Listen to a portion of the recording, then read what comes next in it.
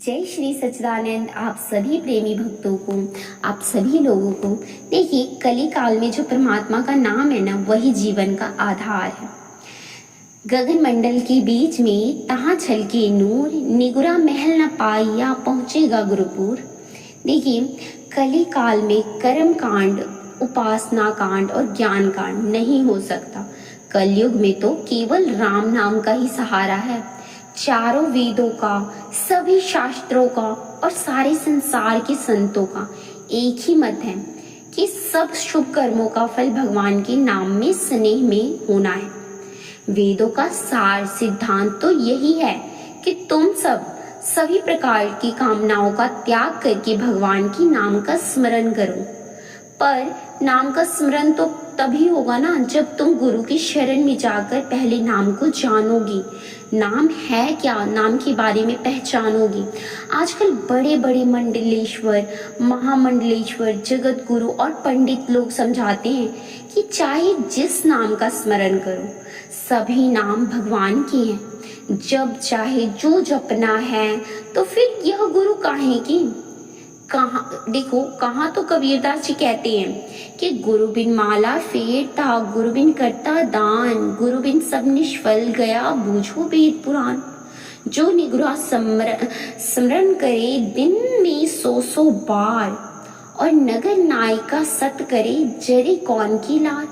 निगुरा आदमी जो कुछ भी दान पुण्य तीर्थ व्रत करता है ना, वो सभी निष्फल है। पूछिए क्यों?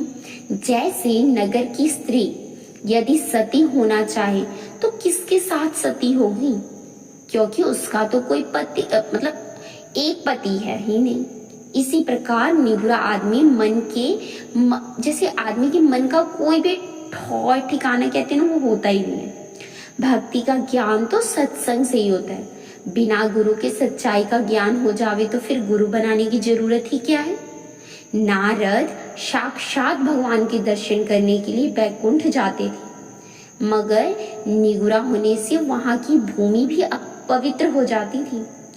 तब उन्होंने धीवर यानी मछुआरे को गुरु किया, गुरु बनाया, और निगुरा होने के कारण शुकदेव मुनि बैकुंठ से लौटा दिए गए।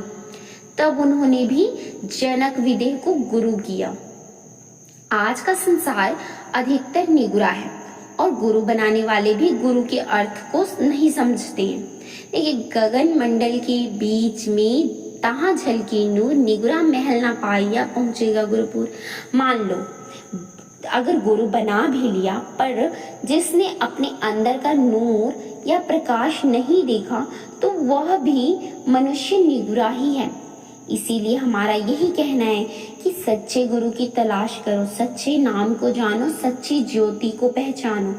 और सच्चा गुरु जो तलाश करोगे ना, मतलब देखो, और उनका साधन करो तन मन से, गुरु की सेवा करो। यही तो वेद शास्त्रों का तत्व सार है। रावण की इस बात को सदा याद रखना।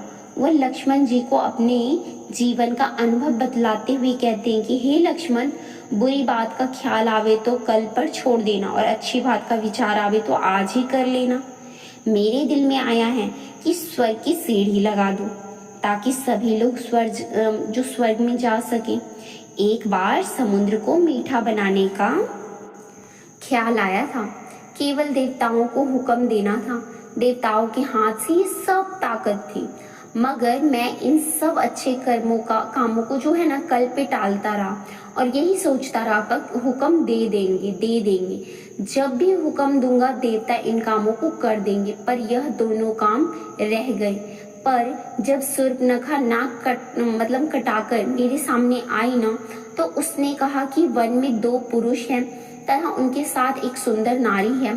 सुंदर नारी का नाम सुनकर मेरे दिल में यही ख्याल आया कि उस नारी को कैसे लाऊं। बहन से यह भी नहीं पूछा बहन तेरी नाक क्यों काटी है, बस एक ही ख्याल था कि उस नारी को कैसे लाऊं, कैसे अपनी बनाऊं। और मारीच छल कपट जानता था। मैं उसके पास गया और उसको अपना ख्याल सुनाया। मारीच कहने लगा, देखो, वो कहने लगा कि वह तो जगत माता है, तेरा ऐसा नीच ख्याल क्यों है। मैंने उसे मारने के लिए तलवार उठाई और उससे कहा, छोटा होकर मुझे उपदेश देता है। तब मारीच ने कहा, तेरे हाथ से मरने की बजाय भगवान के हाथ से मरना अच्छा है। मैं उनके दर्शन भी करूंगा और इसी तरह मेरी मोक्ष की प्राप्ति भी मुझे हो जाएगी। वह झटपट सोने का मृग बना और राम के राम जी के आगे आगे भागने लगा। भगवान राम उसे पकड़ने के लिए चले और तभी क्या हुआ, जैसे मैंने पीछे से माता सीता को चुरा लिया, सारा कुटुंब मर गया। मेघनाथ जैसे पुत्र और कुंभकर्ण जैसे भाई काम तक नहीं आए। सारी सोने की लंका भस्म हो गई। अब तुमने मेरे सामने मरने के लिए आखिरी श्वास तुम्हारे सामने गिन रहा हूँ। हे लक्ष्मण, यह बुरे का नतीजा है। अच्छे काम रह गए हैं और बुरे का फल भोग रहा हूँ। हमारा भी यही कहना है। देखो, गुरु बनाने का, गुरु सेवा का, सच्चे प्रकाश का और भगवान के सच्चे नाम को जानने के लिए दिल में ख्याल आ रहा है तो उस पे टालना नहीं चाहिए, छोड़ देना ये सब। कल पर कहते हैं ना, जब बुरे ख्याल आते हैं तो उसे कहना कि कल करेंगे या कल पे छोड़ दीजिए कि कल देखा जाएगा। और जब अच्छे ख्याल आए, और देखिए अभी जब हम यहाँ आए तो अचानक ही गुरु के दर्शन पाए हमने, और गुरु के दर्शन जैसे ही पाते हैं तो हमारे मन में उसी टाइम अच्छे अच्छे ख्याल आना शुरुआत हो जाती है। देखिए, अपना अपना काम करते रहिए, मगर लेकिन कहते हैं सूर्य के अस्त होने पर भी सभी काम छोड़ दिए जाते हैं। मुसाफिर भी तभी एक कदम बढ़ाता है जब तक सूर्य अपने अपने स्थानों पर बैठ गए।